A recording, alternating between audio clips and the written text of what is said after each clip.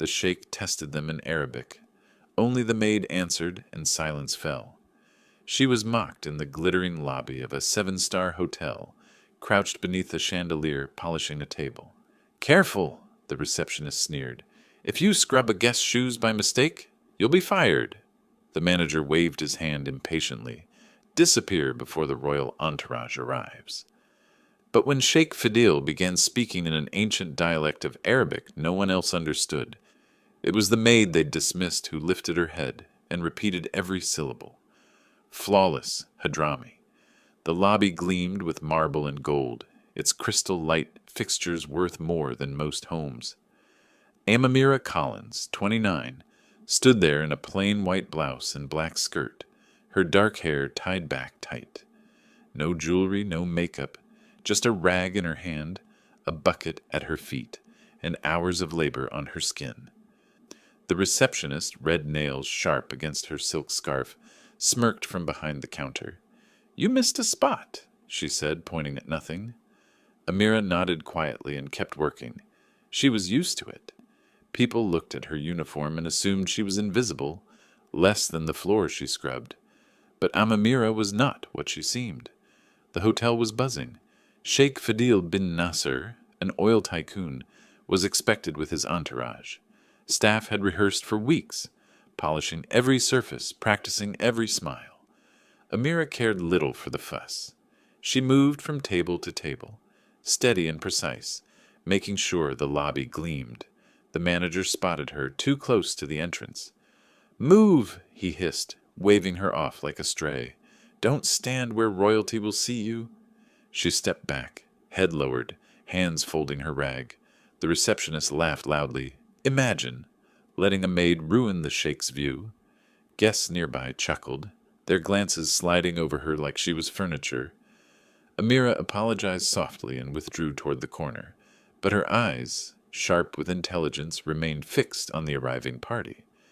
Nearby, a group of influencers lounged beneath the chandelier, gold watches and branded bags on display. One tanned woman spotted Amira's scuffed black shoes. "Oh my God!" she shouted. "Did you steal those from a thrift store?" Her friends howled, one fake gagging for the camera. Amira's hand stilled on the table. Her shoes were plain but spotless. She didn't look up. She kept wiping, deliberate, controlled. The influencer leaned closer with her phone. "Smile for my story, maid lady." Amira's jaw clenched, but her eyes flicked at the woman briefly, enough to make her flinch and glance away. Quick pause. If you've ever been underestimated like this, if you've felt that sting of mockery before you even spoke, hit the like button, drop a comment, and subscribe. Stories like these deserve to be told. Now, back to the lobby. The sheikh entered like he owned the marble beneath his feet. His robes were pristine, his aura heavy. Aides trailed behind, clipped voices in dark suits. Staff scrambled, bowing, smiling, offering drinks. Amira stayed at her side table, cloth moving steadily. She was meant to be invisible. But she heard him clearly as he spoke in ancient Arabic, a dialect most scholars only read in dusty volumes. "No one here understands us," he told his aides. "Speak freely." They murmured about a deal.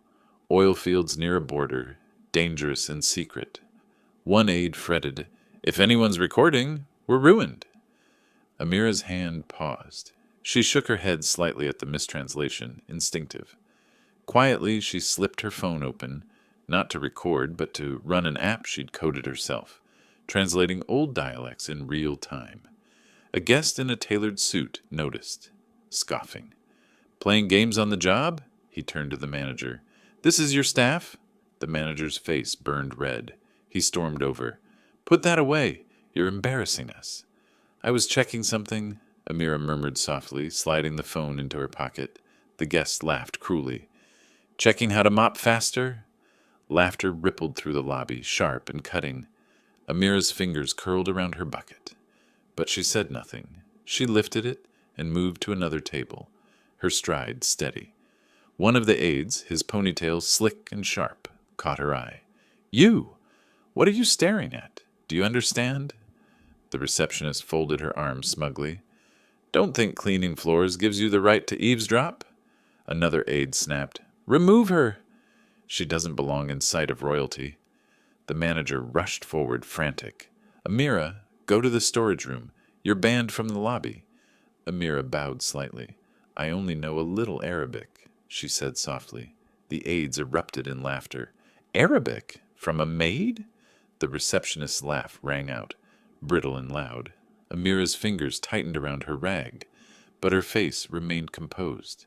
She turned toward the exit, each step deliberate. At the edge of the hall, a young bellboy hesitated near her. He'd watched her for months. Working late, always quiet, always kind. Don't let them get to you, Amira, he whispered. They're just noise. She paused, eyes softening. She gave him the smallest nod before continuing. In her pocket, her fingers brushed the worn photo of her brother Sammy. That weight kept her moving. The Sheikh's eyes narrowed. He leaned forward, speaking again in the ancient tongue. His words were a test. If you understand, repeat this in Hadrami verse. The room froze. No one knew Hadrami prose. Not the aides, not the manager, not even the hotel's translator fumbling with his device. Amira stopped. She turned, folded her hands at her waist in a gesture of court etiquette, and spoke. Perfect Hadrami rolled off her tongue, cadence and tone flawless. A goblet clattered to the floor.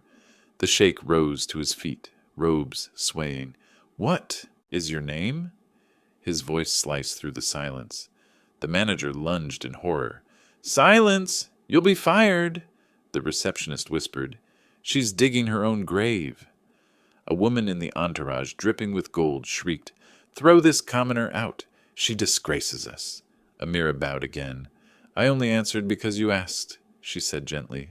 The sheikh lifted a hand. The hall went still.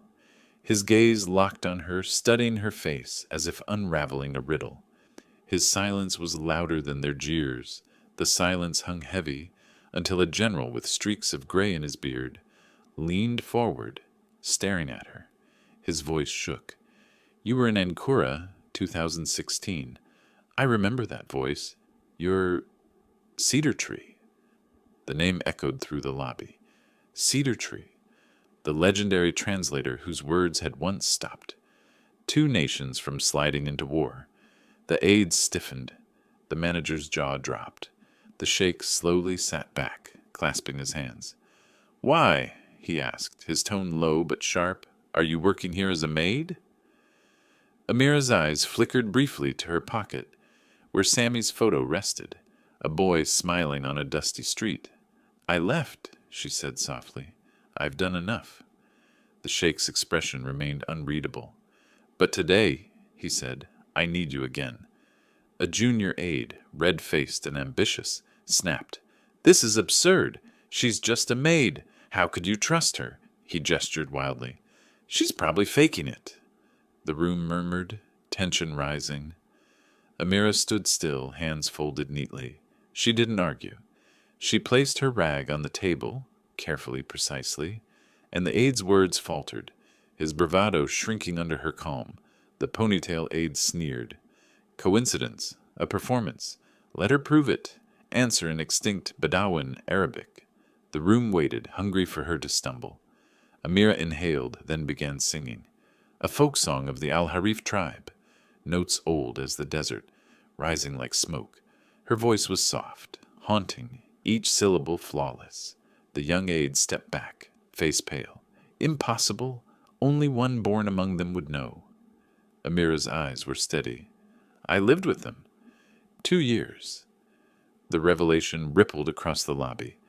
A hotel chef, watching from the kitchen, dropped his tray of glasses with a crash.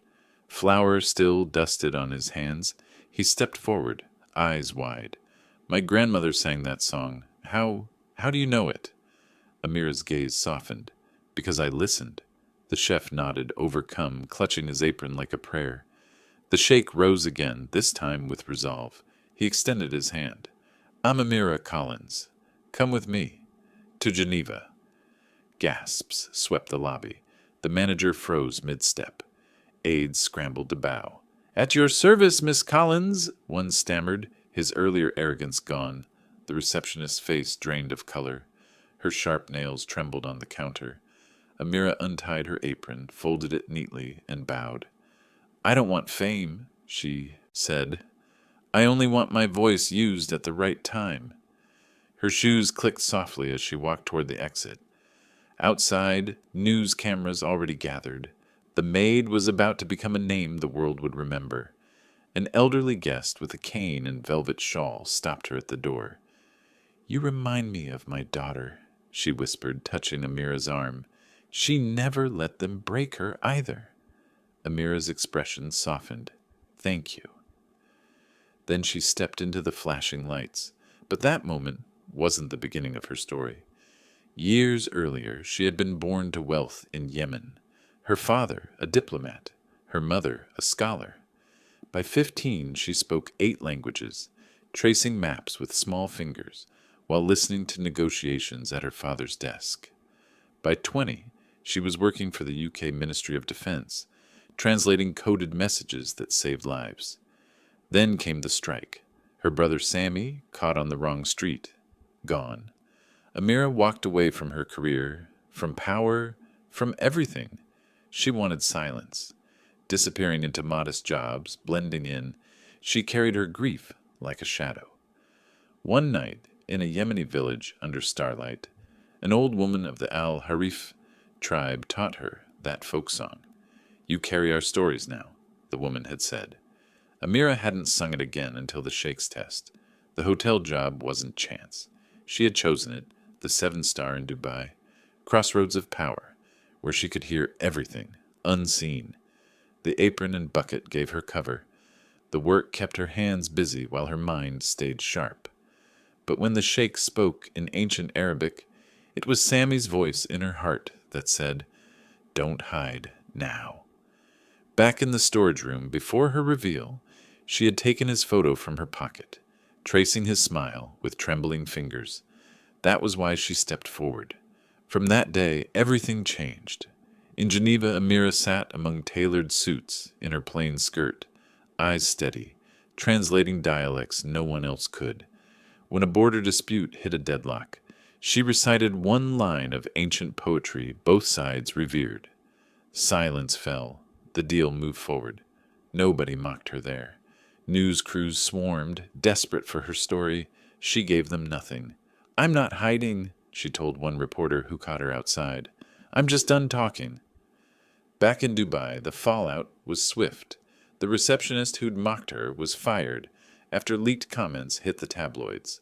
The ponytail aide's name was linked to the failed deal. His career crumbled. The junior advisor who'd sneered at her went silent. His sponsors gone. Amira didn't expose them. She didn't need to. Truth did the work. Months later in London, she appeared at another summit. By her side stood her husband. Tall, quiet, his presence like thunderclouds. Nobody had known she was married. An aide who had once mocked her froze at the sight of him, recognizing his family's power. He looked away, trembling. Amira kept translating, voice steady, eyes on her notes. That night, on a rainy London street, she heard a busker playing an old Yemeni lullaby her mother once sang. She stopped, dropped a coin into his case, her fingers shaking. Their eyes met briefly. He didn't know her name, but saw something she carried. The consequences for others spread quietly. The receptionist's career ended. The arrogant aides faded into obscurity. None of it was her doing. She just kept moving. At the window of her London apartment, her husband's hand brushed hers. She didn't explain herself, not to him, not to anyone. She had lived her life judged by uniforms, by silence, by the way she carried herself, but she had never broken.